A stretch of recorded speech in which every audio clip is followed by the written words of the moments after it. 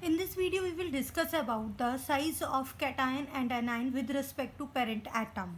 Firstly, we will discuss about the ionic radii, ionic radius. What means ions? Everybody know that ions means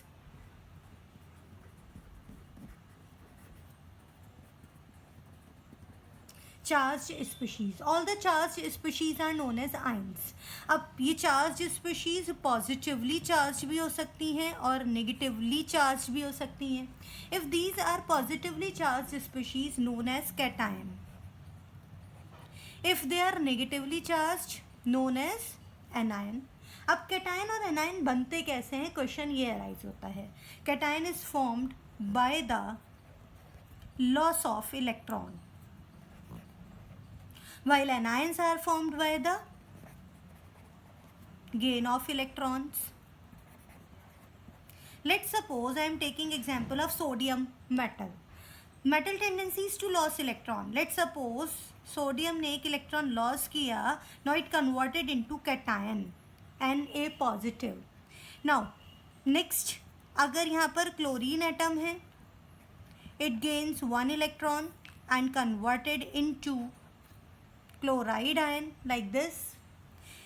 चलिए मैं इसको molecular form में लेती हूँ in this case. तो chlorine atom converted into the chloride ions. अब यहाँ पर जो हमारा क्वेश्चन है, क्वेश्चन अराइज होता है sodium to sodium ion convert होना and chlorine to chloride ion convert होना. क्या चेंजेस हुए रेडियस में, means atom to cation and atom to anion. What are the changes in size of radius of cation with respect to parent atom and size of anion with respect to parent atom? This is the topic of today's video. तो start करते हैं. Firstly, comparison of radius of ion with corresponding parent atom. And firstly, we will discuss about the cationic radius. Cationic radius is always smaller than the parent atom.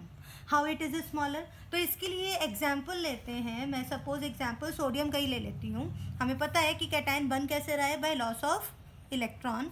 Let's suppose sodium it losses one electron and converted into Na positive like this. अभी मुझको sodium का EC पता है. Sodium has 11 atomic number, 1s2 2s2 2p6 3s1 like this. अब Na positive कैसे बना होगा, जब इसमें से एक इलेक्ट्रॉन लॉस हुआ होगा. और एक इलेक्ट्रॉन लॉस कहाँ से होता है, from the outermost shell. It means 3s से लॉस होगा. Now its EC become Na positive का जो EC बनता है वो बनता है 1s2 2s2 एंड 2p6. अगर मुझे प्रोटॉन मेंशन करना है, in case of Na number of proton is 11 and number of electron is also 11. But in case of cation proton number will remain same but electron it decrease by 1 in case of Na positive. एक ही तो electron loss हुआ है. अगर एक electron loss हुआ है तो 11 to 10 हो गया अब इलेक्ट्रॉन नंबर. अब यहाँ पर चेंजेस देखने हमें. Proton number same but electron number decrease. अब यहाँ पर अगर इलेक्ट्रॉन डिक्रीज हो रहा है तो उससे रेडियस पर क्या इफेक्ट पड़ेगा, उसके लिए चलिए मैं ऐसे बता देती हूँ. Proton is 11, inner shell electron 2, second shell electrons 8 and third shell electron is 1, right? But in case of Na positive, proton number 11, inner shell electrons 2, second shell electrons 8. Now third shell has no electrons. What effect is there in case of atom and in case of cation? Same number of proton attracts lesser number of electron in case of cation. और अगर same proton है, nuclear charge same है और laser electron को attract करेगा तो definitely force of attraction बढ़ जाएगा. ओके यहाँ पर 11 प्रोटॉन्स 11 इलेक्ट्रॉन्स को अट्रैक्ट कर रहा है. यहाँ पर 11 प्रोटॉन्स 10 इलेक्ट्रॉन्स को अट्रैक्ट कर रहा है. तो डेफिनेटली न्यूक्लियर चार्ज हाई, और अगर न्यूक्लियर चार्ज हाई है तो फोर्स ऑफ अट्रैक्शन हाई, और फोर्स ऑफ अट्रैक्शन हाई होने की वजह से ये इलेक्ट्रॉन इनवर्ड डायरेक्शन में पुल कर जाएंगे और आयनिक रेडियस स्मॉल होगी. तो यही चीज़ बतानी थी. Z it means nuclear charge, it is same. Number of electron in case of cation decrease, जिसकी वजह से फोर्स ऑफ अट्रैक्शन इंक्रीज होगा और Z इफेक्टिव भी इंक्रीज होगा. And I can say cationic radius decrease, और कैटायन की radius decrease हो जाएगी। तो देखिए क्या क्या चेंजेस आए। In case of cation, number of electron less then in parent atom, definitely number of electron less हुआ पेरेंट एटम से।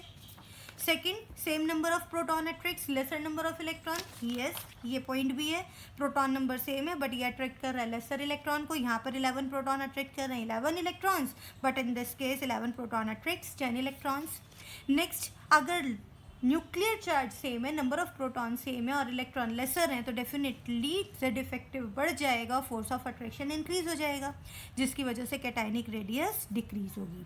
तो हम कह सकते हैं size of cation always smaller than the parent atom. क्या इफेक्ट पड़ता है साइज ऑफ कैटायन का, हम ये भी देख सकते हैं। लेट्स सपोज Na, ये सोडियम से सोडियम कैटायन बनने पर, मतलब सोडियम एटम से सोडियम आयन बनने पर साइज डिक्रीज हुआ। मैंने आपको साइज डिक्रीज होता हुआ दिखाया है। It is approx 1.86 angstrom and this is approx 0.95 angstrom. This is change in size when one electron is loss. That's clear. In comparison to parent atom cationic size is smaller. अब बात करते हैं anionic की size की। Anions are negatively charge ions, और negatively charge ions कैसे बनते हैं, by gain of electron. Let's suppose chlorine की ही बात करते हैं, 1/2।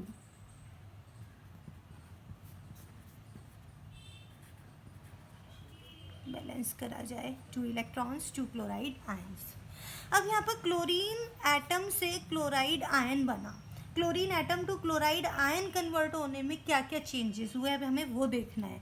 Atomic number is 17, it's mean number of proton 17, और क्लोराइड में भी नंबर ऑफ प्रोटॉन्स 17 है।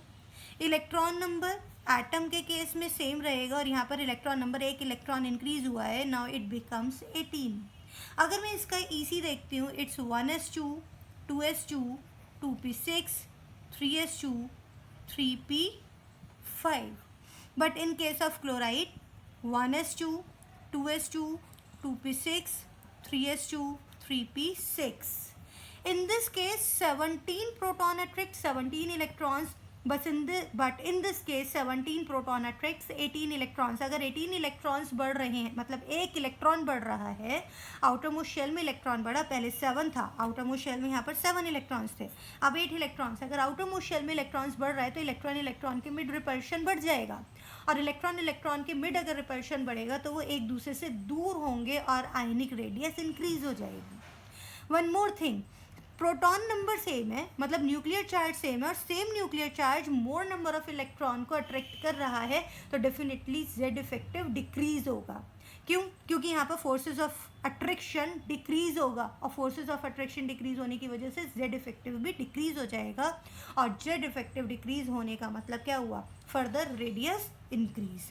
तो हम यहाँ पर ये कह सकते हैं number of protons same and nuclear charge same है, but number of electron increases, same number of protons attracts larger number of electron, repulsion among electron increases, z effective decreases and size of anion increases, जो अभी मैंने आपको बताया। क्या change आता है, chlorine atom to एक इलेक्ट्रॉन गेन करने पर अगर क्लोराइड आयन बन रहा है तो what is change in its radius, it is approx 0.99 angstrom and it converted into 1.81 angstrom. So it is the change in size of radius when parent atom converted into anion. I am giving only one example. तो यहाँ पर मैं सिर्फ ये show करना चाहती हूँ by gain of electron repulsion among electron increases due to which size of anion increases. It was the comparison of the radius of ion with respect to parent atom. So further you have to remember cationic size is always smaller than the parent atom and anionic size is always larger than the parent atom. और cationic size smaller होने का reason भी आपको clear हुआ होगा। cationic size smaller होने का reason क्या है, same number of proton attracts laser number of electrons, जिसकी वजह से जेड इफेक्टिव इंक्रीज। ये चीज़ें आपको खुद से माइंड में लानी होंगी कि नंबर ऑफ प्रोटॉन सेम है और इलेक्ट्रॉन कम हो रहा है, इसका मतलब क्या हुआ, न्यूक्लियर चार्ज ज़्यादा लग रहा है। मीन्स फोर्स ऑफ अट्रैक्शन बढ़ रहा है, और अगर फोर्स ऑफ अट्रैक्शन इलेक्ट्रॉन पर बढ़ जाएगा तो क्या होगा, इलेक्ट्रॉन इनवर्ड डायरेक्शन में पुल होगा. It means what, cationic radius decrease.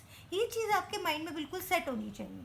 ऐसे ही अगर एनायन बन रहा है इसका मतलब इलेक्ट्रॉन इंक्रीज हो रहा है, और अगर इलेक्ट्रॉन इंक्रीज होगा तो इलेक्ट्रॉन इलेक्ट्रॉन रिपल्शन बढ़ जाएगा, और इलेक्ट्रॉन इलेक्ट्रॉन रिपल्शन बढ़ने का मतलब क्या हुआ, जेड इफेक्टिव कम होना और एनायन का साइज बढ़ जाना. अगर ये पॉइंट माइंड में सेट हैं तो क्वेश्चन में मिस्टेक होगी ही नहीं. चलिए नेक्स्ट टॉपिक के साथ मिलते हैं नेक्स्ट वीडियो में. Till then good bye.